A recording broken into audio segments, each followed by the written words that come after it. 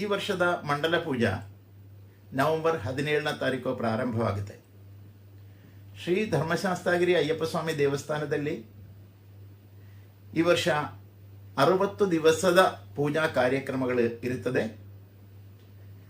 17ನೇ ತಾರೀಕು ಪ್ರಾರಂಭವಾಗುವ ಈ ಕಾರ್ಯಕ್ರಮಗಳು ಜನವರಿ 14ನೇ ತಾರೀಕು ಮಕರಜ್ಯೋತಿ ದಿವಸ ಮುಕ್ತಾಯವಾಗುತ್ತೆ. ಪ್ರತಿ ದಿವಸ 3 ಟೈಮ್ ಅನ್ನದಾನವಿರುತ್ತದೆ, ಬೆಳಿಗ್ಗೆ, ಮಧ್ಯಾಹ್ನ ಮತ್ತು ಸಾಯಂಕಾಲ. 17ನೇ ತಾರೀಕು ಉದ್ಘಾಟನಾ ದಿವಸ ಒಂದು ಕಾರ್ಯಕ್ರಮ ಕೂಡ ಇರುತ್ತದೆ, 12 ಗಂಟೆಗೆ ಮಧ್ಯಾಹ್ನ. ಎಲ್ಲರೂ ಪಾಲ್ಗೊಳ್ಳಬೇಕು. ಈ ವರ್ಷದ ಮಂಡಲ ಮಹೋತ್ಸವ ವಿಜೃಂಭಣೆಯಿಂದ ನಾವು ಆಚರಿಸಬೇಕು.